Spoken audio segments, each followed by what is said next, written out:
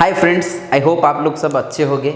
हम लोग जो इनकम टैक्स के प्रीवियस क्लास में बहुत इंपॉर्टेंट डिस्कशन किए थे, section 4 which is known as charging of income tax. मैंने बताया था कि अगर ये अब आप लोग अच्छे से समझ गए तो कोई प्रॉब्लम ना होगा, क्योंकि बहुत बार क्या होता है ये सेक्शन बहुत पंगा खड़े करवाता है। क्योंकि जैसे मैं बताया था कि हमारा क्या क्या था, मैं छोटा सा ब्रीफ डिस्कशन उसके बारे में करता हूँ, फिर मैं सेक्शन 5 पे जाऊँगा। Okay, clear? तो देखो मैंने क्या बताया था, one is section 4 otherwise known as charging section.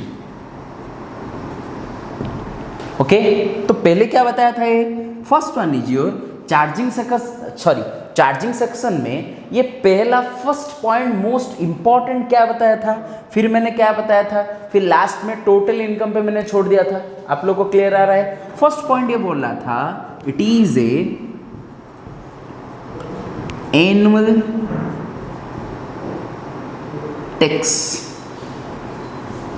ये जो इनकम टैक्स हमको देना पड़ता है, ये कब देना पड़ता है? एनुअली देना पड़ता है। इसका मीनिंग साल में एक बार देना पड़ता है। मैं ये डिस्कशन कर चुका था, फिर भी थोड़ा सा डिस्कशन फिर से कर रहा हूँ। नेक्स्ट वन इज पढ़े थे हम लोग प्रीवियस ईयर,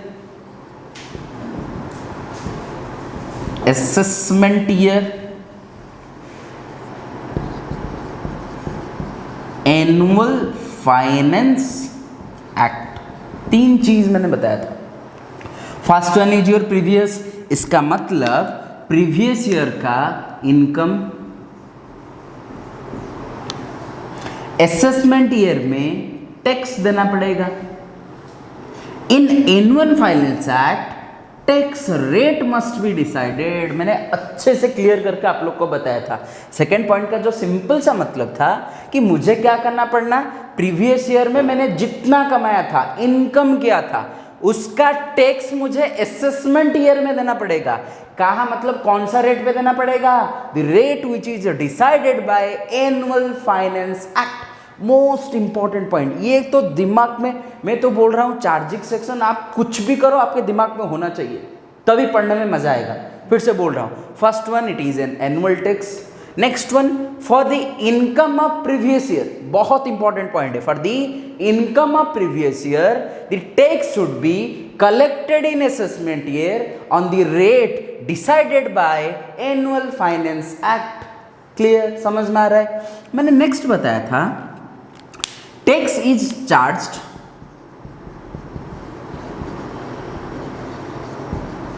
ऑन पर्सन। कौन सा सेक्शन है भाई? पर्सन। इतना तो फटाफट याद रखो बेसिक क्लास का। पर्सन मतलब कौन सा लैंग्वेज में डिफाइन है? 231 ऑफ इनकम टैक्स में डिफाइन है। क्या बोल रहा है ये पर्सन?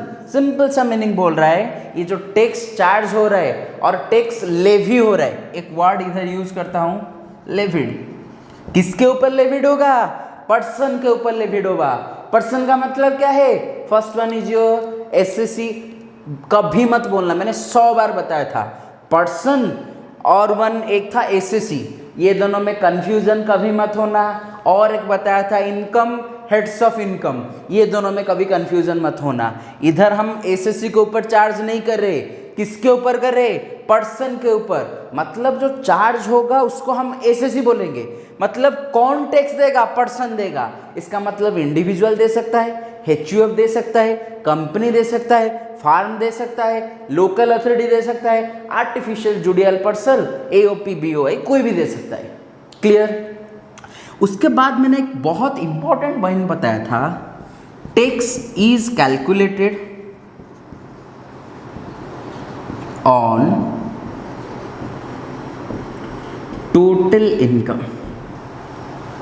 ये वर्ड पे मैंने छोड़ दिया था कि भाई टोटल इनकम क्या होता है, उसको हमको पढ़ना पड़ेगा क्लियरली। टोटल इनकम से पहले मैंने एक चीज बताया था, ग्रॉस टोटल इनकम। क्लियर? पहले ग्रॉस टोटल इनकम क्या होता है, टोटल इनकम क्या होता है, जो हम टैक्स परसेंटेज कैलकुलेशन करेंगे, टोटल इनकम के ऊपर कैलकुलेशन करेंगे या ग्रॉस टोटल के इनकम ऊपर कैलकुलेशन करेंगे, हमको यही पढ़ना पड़ेगा। क्लियर? मैं सोच रहा हूँ आपको ये पॉइंट समझ में आया होगा, फिर मैं आगे बढ़ रहा हूँ। क्लियर? हम अभी क्या पढ़ेंगे? Gross total income, total income.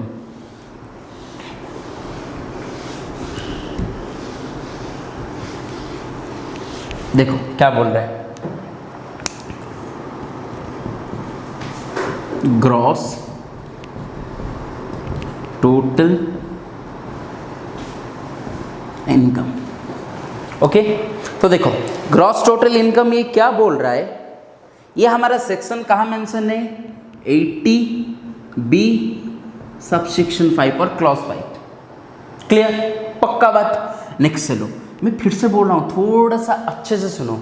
Gross total income पढ़ने से पहले आप खुद को पूछना चाहिए कि भाई मुझे इनकम के बारे में पता है, हेड्स ऑफ इनकम के बारे में पता है, तभी मैं ग्रॉस टोटल इनकम पे जाऊंगा। क्लियर? मैंने आपको बताया था 224 क्या था? Income. Income means anything which is earned by assessee, whether it is belongs to from salary, whether it is belongs to from property, whether it is fallen to lending of property or house property, whether from capital gain, whether from selling or whether from horse races, whether from lottery, whether for gambling, from anything where income is known. Is that okay? Next one मैंने बताया था 14, क्या बताया था?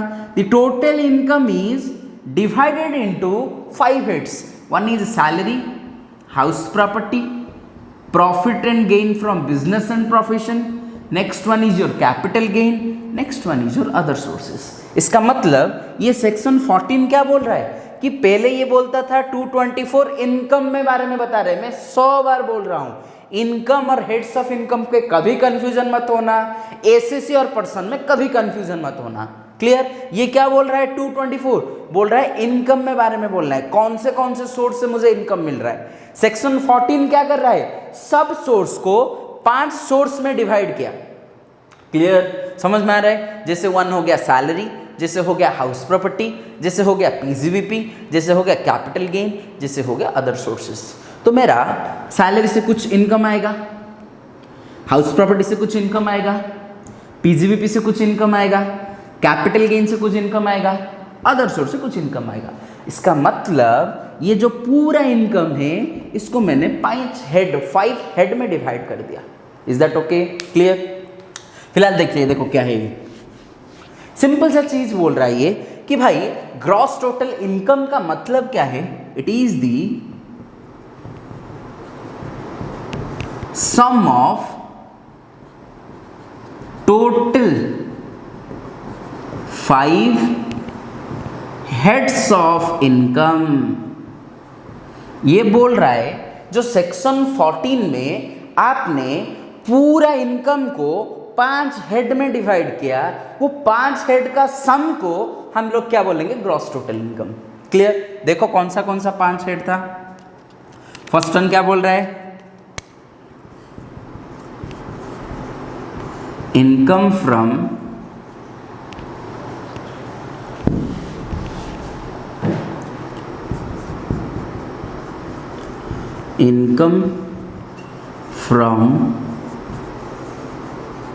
salary,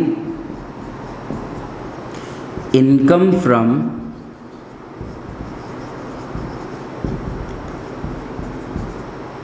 house property, income from PGBP, profit and gain from business and profession. आप लोग नीचे लिखो profit and gain from business and profession. Next one is your income from capital gain. Last one is your income from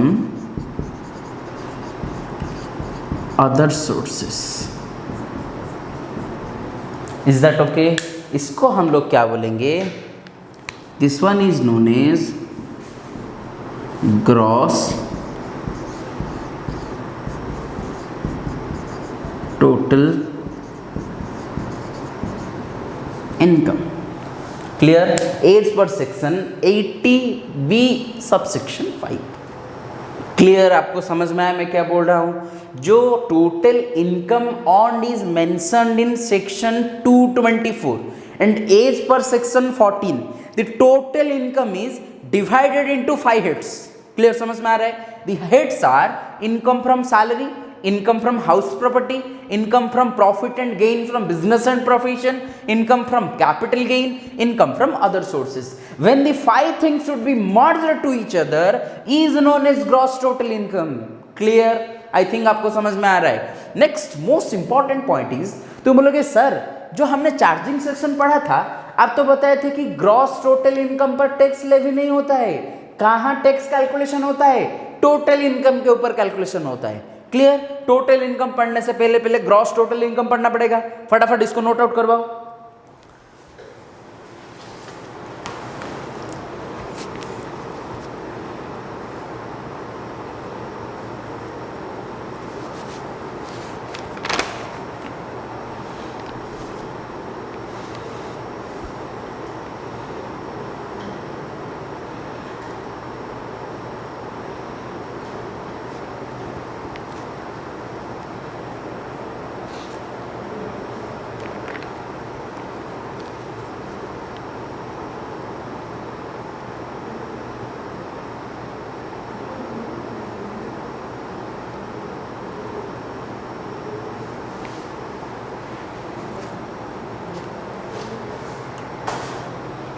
okay, next देखते हैं total income. क्या है total income?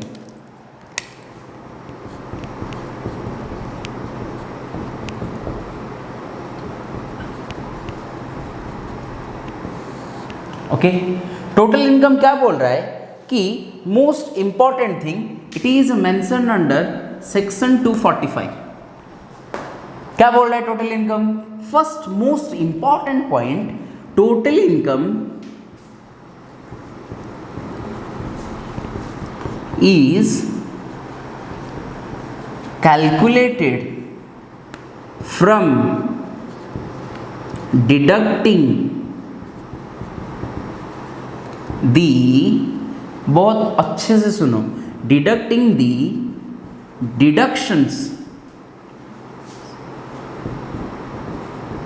deductions under 80 C2 80C2 80U। ये simple सा चीज बोल रहा है। टोटल इनकम कहाँ मेंशन है? 245 सेक्शन में मेंशन है। क्या बोल रहा है? Total income is calculated from deducting the deductions under 87 to 80U। 87 to 80U में जो भी डिडक्शन होगा वहां से माइनस कर लो, फिर जो आएगा इसको हम लोग क्या बोलेंगे? Total income. क्लियर? समझ में आ गया? तो इसका मतलब क्या है रे भाई? अगर ये ग्रॉस टोटल इनकम से मुझे क्या माइनस करना पड़ेगा? लेस डिडक्शंस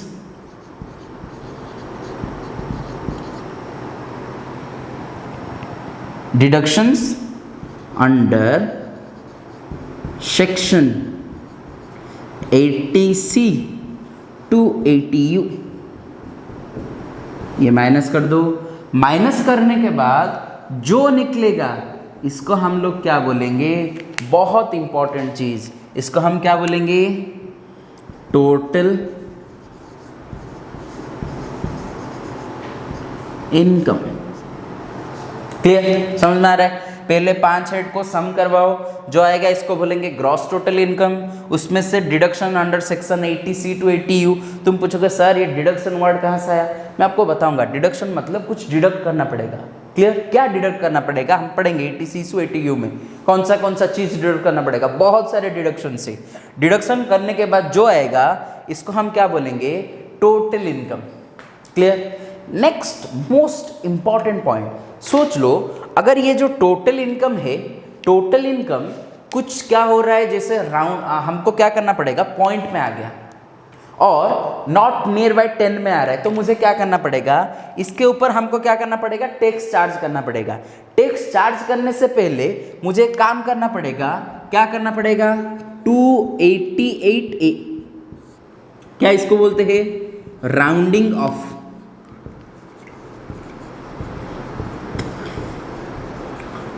क्या बोल रहा है भाई? Rounding off income. Rounding off income का मतलब क्या है कि हमको क्या करना पड़ेगा, ये राउंडिंग ऑफ में जो मेरा इनकम आया, income must B rounded off on the multiple of 10। Simple सा मतलब बोल रहा है कि जो भी मेरा टोटल इनकम आया पहले उसको क्या करवाओ, राउंडिंग ऑफ करवाओ। राउंडिंग ऑफ का मतलब क्या है, जैसे सोच लो मेरा इनकम आया, कितना इनकम आया रे, 5,013 और एक आदमी का इनकम आया 5,019 और एक आदमी का इनकम आया 5,00,200। अभी देखो ये जो मेरा इनकम आया, ये मेरा 3 इनकम आया।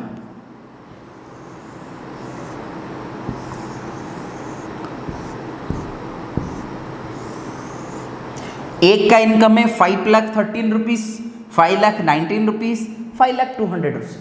ये तो भाई मेरा मल्टीप्लाई हो रहा है 10 पे, मुझे ज़रूरत नहीं है। पर ये जो हो गया 19, ये 10 पे नहीं हो रहा है मल्टीप्लाई, तो उसका नियरेस्ट वैल्यू मुझे क्या करना पड़ेगा, ये जैसे वैसे रह जाएगा। इसको क्या करना पड़ेगा, 5 लाख नियरेस्ट 10, नियरेस्ट 19 का क्या है, 10 है या 20 है, 20 है।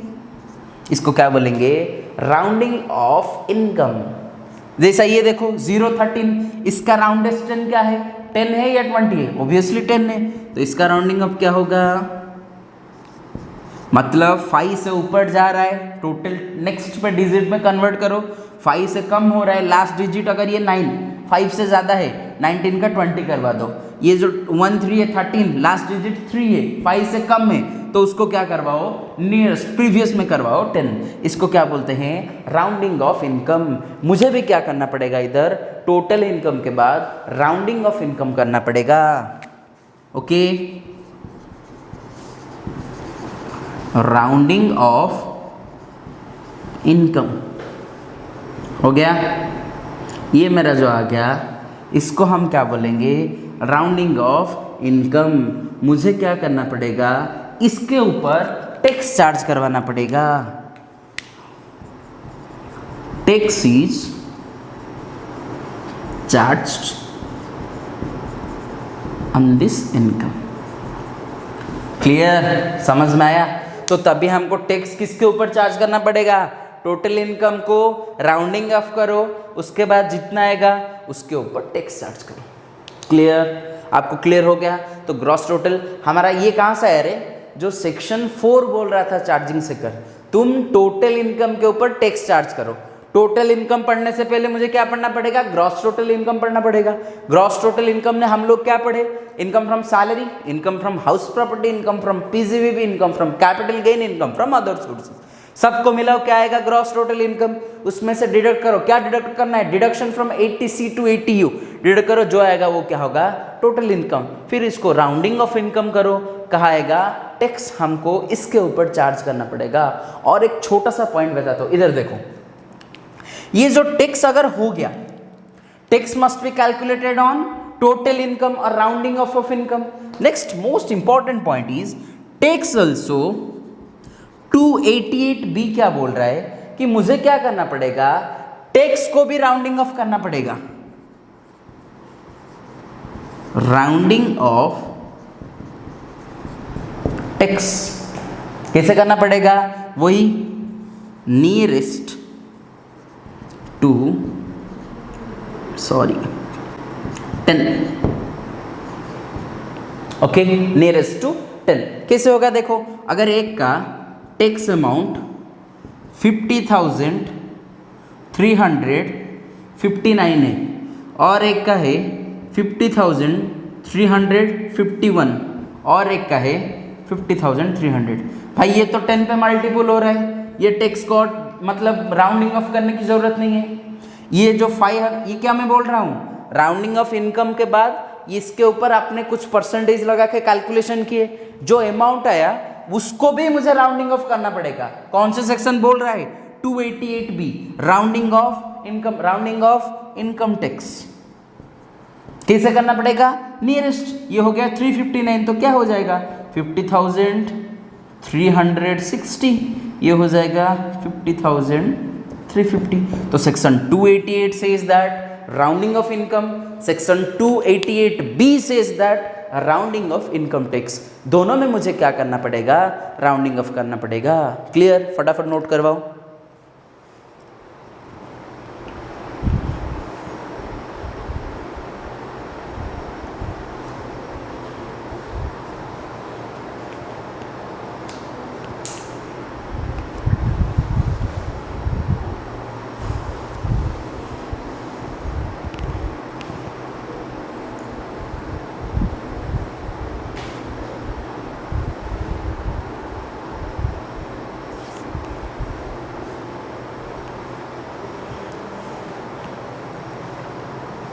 Okay clear? फिर से बता रहा हूं, as per section 4 charging section, it says that the tax is charged on total income.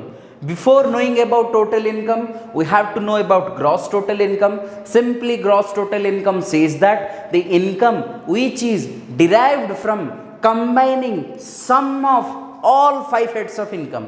ये जो 5 हेड है सबको सम करवाओ, जो निकलेगा उसको हमको क्या करना पड़ेगा? ग्रॉस टोटल इनकम बताना पड़ेगा। उसमें से 80C2 80U का जो भी डिडक्ट है उसको डिडक्ट करवाओ। डिडक्ट करने के बाद जो आएगा उसको हम लोग क्या बोलेंगे? Total income. कैपिटल में लिखो इसको, हाँ, total income,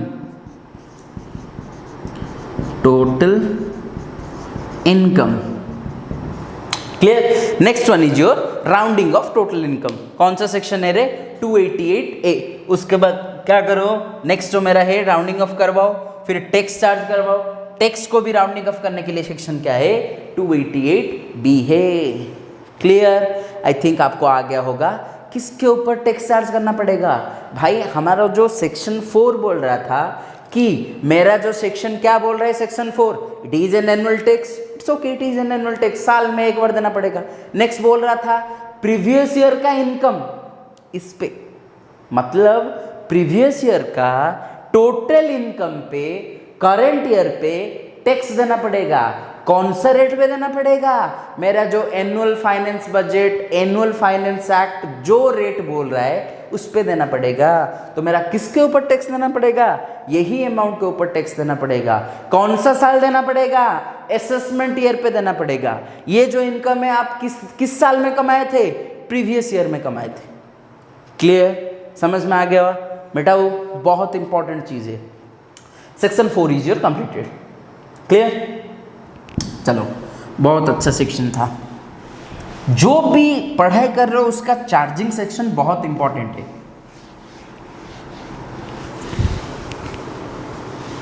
next one is your most important point. One is capital receipt, next one is revenue receipt. क्या होता है कैपिटल रिसिप्ट? क्या होता है रेवेन्यू रिसिप्ट?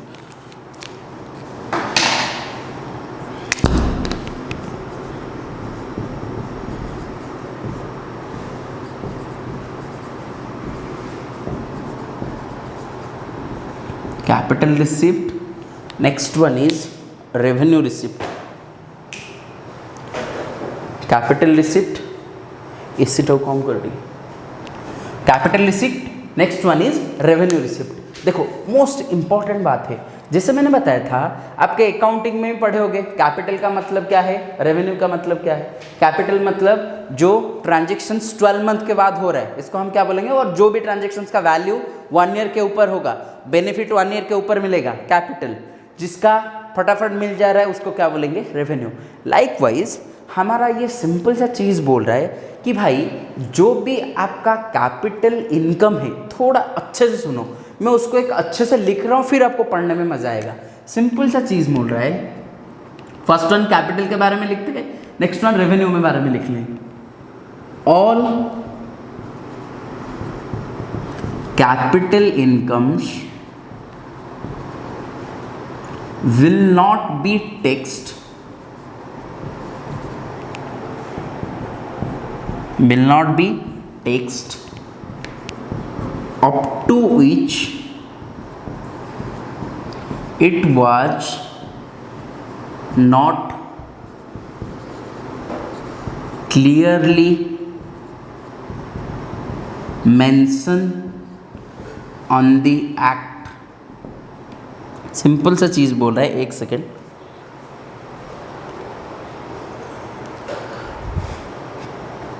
क्या बोला है देखो, all capital incomes will not be taxed up to which it was not clearly mention in the act. Simple सा चीज बोल रहा है कि भाई all capital incomes will not be taxed, मतलब जो भी आप लोग कैपिटल इनकम करोगे उसके ऊपर टैक्स नहीं लगेगा। Up to which it was not charge और clearly mention in the acts, जब तक वो स्पेसिफिकली नहीं बोल रहा है कि वो कैपिटल इनकम के ऊपर चार्ज करो, तब तक आप लोग कैपिटल के इनकम के ऊपर कोई भी टैक्स चार्ज मत करो। फिर से बोल रहा हूँ, दो टाइप का इनकम होता है और रिसिप्ट होता है। One is capital income, next one is revenue income, और one is capital receipt, next one is revenue receipt. Simple सा चीज। फिर से ये क्या बोल रहा है, all capital incomes will not be taxed up to which it was not charged or clearly mentioned on the act। जब तक कैपिटल इनकम का स्पेसिफिकली एक्ट में मेंशन नहीं हुआ है उसको हम लोग टैक्स में नहीं लेंगे, उसके ऊपर गवर्नमेंट टैक्स नहीं लेगा। क्लियर, समझ में आ रहा है। Next most important point is revenue. All revenue incomes will be taxed up to which not clearly mentioned in this act, that is section 10 of income tax act 1961। ये चीज ना बहुत कुछ बताता है भाई, ये बहुत इंपॉर्टेंट सा चीज है। पहले क्या बोला, all capital incomes will not be taxed, बोल रहा है कि कैपिटल इनकम टैक्स नहीं होगा जब तक आप कुछ नहीं बोल रहा है। यहां बोल रहा है all revenue incomes will be taxed, सब रेवेन्यू इनकम पे टैक्स ठोका जाएगा जब तक ये क्लियरली एग्जम्पशन के लिए नहीं होता है। इसका मतलब जब तक क्लियरली ये बोल रहा है कि मेरा एग्जम्पशन नहीं मिलेगा, इसके ऊपर नहीं मिलेगा। All revenue income must be taxed except it was not mention in section 10 of income tax act 1961। Section 10 में क्या लिखा है, एग्जम्पशन इनकम। कौन कौन सा रेवेन्यू इनकम पे हमको एग्जम्पशन मिलेगा वो सब सेक्शन 10 पे लिखा है। सेक्शन 10 को छोड़ के जो भी रेवेन्यू इनकम है सबके ऊपर मुझे टैक्स देना पड़ेगा। फिर से बोल रहा हूं, बहुत इंपॉर्टेंट चीज है।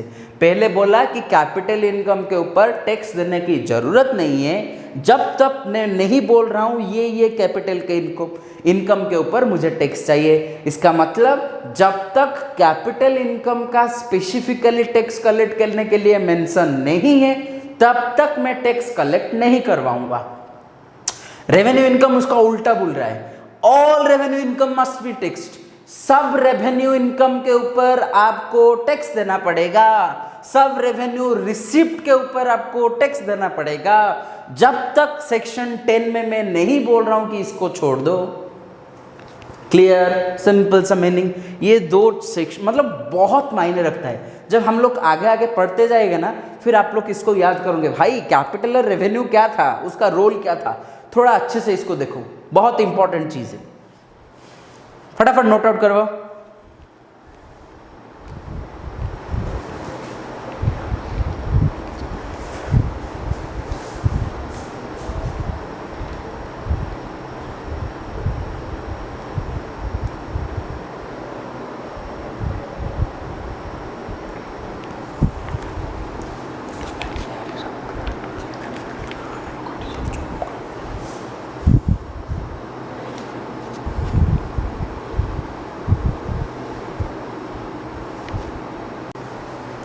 ओके चलो नेक्स्ट हम लोग क्या बोल रहे हैं, सेक्शन 4 का कंप्लीट हो गया बात, सेक्शन 4 चार्जिंग सेक्शन। सेक्शन 5 क्या बोल रहा है देखते हैं।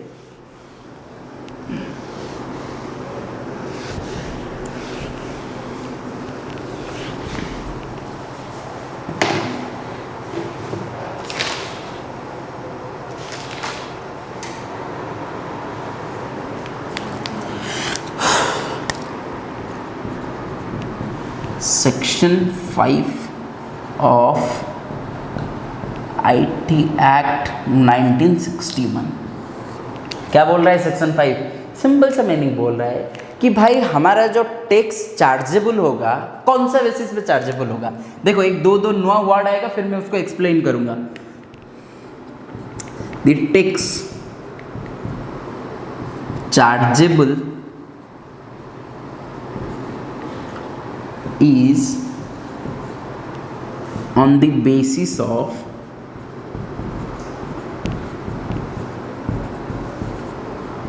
residential status and income arises। एक बात लिखो पहले, ये क्या बोल रहा है सिंपल सा चीज़, फिर मैं आगे बताता हूँ क्या वर्ड आपको मेंशन करना पड़ेगा। पहले सिंपल सा चीज़ बोल रहा है the tax chargeable is on the basis of residential status. ये एक बहुत इंपॉर्टेंट वर्ड है, रेसिडेंशियल स्टेटस।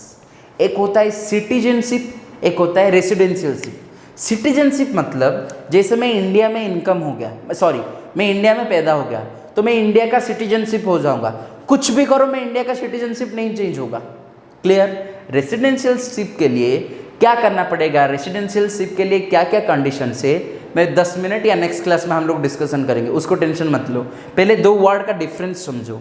सिटीजनशिप रेसिडेंशियलशिप में थोड़ा सा अलग मतलब होता है। सिटीजनशिप मतलब ये क्या होता है, ये रेसिडेंशियलशिप सॉरी सिटीजनशिप मतलब आप जहां पैदा हो गए, मैं इंडिया में पैदा होगा, my citizenship is India. Clear? Pakistan में पैदा हुआ, सिटीजनशिप पाकिस्तान। अमेरिका में हुआ, मेरा अमेरिका। क्लियर? रेसिडेंशियल स्टेटस क्या होता है, एक सेकंड में हम लोग डिस्कशन करेंगे, नहीं तो नेक्स्ट क्लास में डिस्कशन करेंगे, टेंशन मत लो। क्या बोल रहा है, the tax charge is on the basis of residential status and arises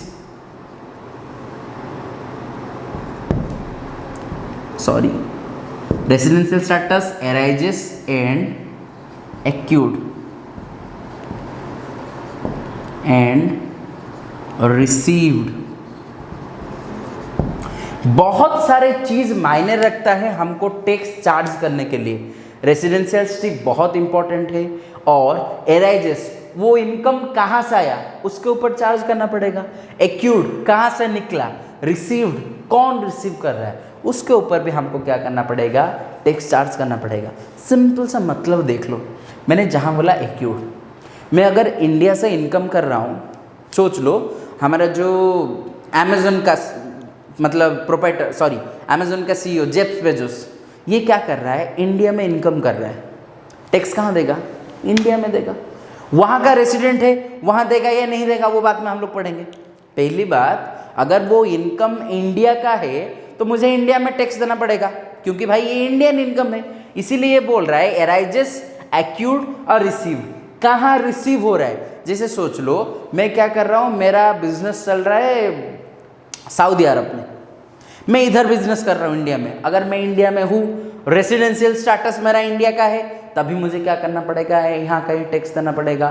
तो सिंपल सा मतलब सेक्शन 5 बोल रहा है मैं जो टैक्स चार्ज करवाऊंगा किसके ऊपर चार्ज करवाऊंगा, is on the basis of residential status, arises, accrued and receive. ये जो तीन चीज़ें बहुत इंपॉर्टेंट मायने रखता है। अभी ये थोड़ा थोड़ा आपको समझ में नहीं आएगा, मैं भी जान रहा हूँ। नेक्स्ट क्लास में जब मैं रेसिडेंशियल स्टेटस के बात करूँगा तभी ये मुझे पक्का समझ में आएगा। मैं थोड़ा सा रेसिडेंशियल स्टेटस के बारे में बता देता हूँ, फिर हम लोग नेक्स्ट क्लास में बाकी सब चीज़ पढ़ेंगे। ओके, पहले फटाफट इसको नोट आउट करवाओ। चलो थोड़ा सा section 6 which is known as residential status. क्या बोल रहा है residential status? It is divided into 6 sections. One is 6(1), 6(2), 6(3), 6(4), 6(5), 6(6). ये जो टोटल सेक्शन 6 है वो 6 सबसेक्शन में डिवाइड हुआ है। First one is your residential status of individual. Individual का रेसिडेंशियल स्टेटस हमको कैसे पता चलेगा? कौन सा कंडीशन फॉलो करने में हम लोग रेसिडेंट बोलेंगे, क्या बोलेंगे, वो कहाँ हम लोग पढ़ेंगे? सेक्शन 6(1) में पढ़ेंगे। Next one is your section 6(2), residential status of HUF, Hindu undivided family. यह हम लोग कहाँ पढ़ेंगे? सेक्शन 6(2) में पढ़ेंगे। Next one is your section 3, residential status of company. वो भी हम लोग कहाँ पढ़ेंगे? सेक्शन 3 में पढ़ेंगे।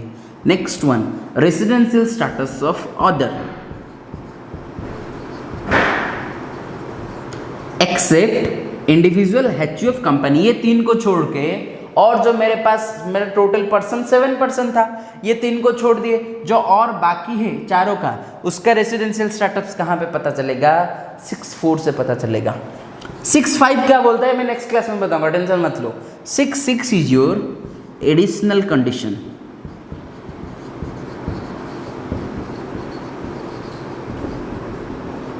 ओके, फिर से बता रहा हूं। पहला बात है section 6(1) residential status of individual. Individual को हम रेसिडेंट बोलेंगे या नॉन रेसिडेंट बोलेंगे या ऑर्डिनरीली रेसिडेंट बोलेंगे और नॉट ऑर्डिनरी रेसिडेंट, क्या है वो सब मुझे कहाँ पता चलेगा? 6(1) से पता चलेगा। 6(2) बोल रहा है residential status of HUF, Hindu undivided family. Residential status के बारे में क्या बोल रहा है? रेसिडेंट है या नहीं रेसिडेंट है, क्या है? 6(2) में पढ़ेंगे। 6(3) में बोल रहा है residential status of company, company resident है या नॉन रेसिडेंट है, क्या है? 6(3) में पढ़ेंगे। 6(4) क्या बोल रहा है? रेसिडेंशियल स्टेटस ऑफ अदर, क्या? और ये 3 को छोड़ के और बाकी जो 4% है उसको क्या करना पड़ेगा? वो आएगा 6(4) में। 6(5) क्या है मैं अभी नहीं बताऊंगा, ये पढ़ाने के बाद ये बताऊंगा, बहुत क्लैरिफाई मिलेगा। सेक्शन 6 क्या बोल रहा है? एडिशनल कंडीशन, मतलब क्या बेसिक कंडीशन, क्या एडिशनल कंडीशन, वो 6(6) में आएगा। क्लियर? आज के क्लास में इतना ही रुकते हैं। हम लोग क्या पढ़े थे, फटाफट डिस्कशन किए। पहले पढ़े चार्जिंग सेक्शन, क्या क्या बोल रहा है? एनुअल इनकम, प्रीवियस ईयर का इनकम असेसमेंट ईयर में टैक्स देना पड़ेगा, जो tax rate annual finance act में पक्का होगा, मतलब डिसाइड किया जाएगा। नेक्स्ट वन टोटल हमको पर्सन के ऊपर टैक्स लेवी किया जाएगा, पर्सन के ऊपर से कलेक्ट किया जाएगा। नेक्स्ट वन बोल रहा है टोटल इनकम, ये कौन सा किसके ऊपर चार्ज होगा? टोटल इनकम के ऊपर चार्ज होगा। टोटल इनकम पे पहले मुझे क्या करना पड़ेगा? ग्रॉस टोटल इनकम पढ़ना पड़ेगा। ग्रॉस टोटल इनकम क्या बोल रहा है? It is the simple combination of 5 heads. One is income from salary, income from house property, income from profit and gain in business profession, income from other sources. पांचों को मिला लो, income capital gain, ये पांचों को मिलाने से जो आएगा इसको हम लोग क्या बोलेंगे? Total gross total income. इसमें से क्या डिडक्ट करना पड़ेगा? Total sections from 80C to 80U, deductions under 80C to 80U, ये निकाल दो। निकाल देने के बाद जो आएगा इसको हम बोलेंगे टोटल इनकम। इसको 288A में राउंडिंग ऑफ करवाओ, जो इनकम आएगा उसके ऊपर हमको क्या करना पड़ेगा? टोटल टैक्स लगाना पड़ेगा। नेक्स्ट वन बोल रहा है 288B, total rounding off tax. Tax को क्या करो? राउंडिंग ऑफ करो। क्लियर? नेक्स्ट हम पढ़े कैपिटल रिसिप्ट, रेवेन्यू रिसिप्ट। वो क्या बोल रहा है? all capital receipt should not be taxed up to which it is not specifically or clearly mentioned। जब तक एक्ट में कुछ स्पेसिफाई नहीं करता है कि ये कैपिटल रिसीप्ट में टैक्स लगा जाएगा, तब तक कैपिटल ये नहीं होगा, मतलब तब तक वो कैपिटल इनकम पे नहीं आएगा। Next one is revenue. All revenue incomes must be taxed up to which it is not clearly in the section 10 of Income Tax Act 1961। Income tax act 1961 रे जब तक इसको छूट नहीं मिलता तब तक हमका क्या करना पड़ेगा? टैक्स भरना पड़ेगा।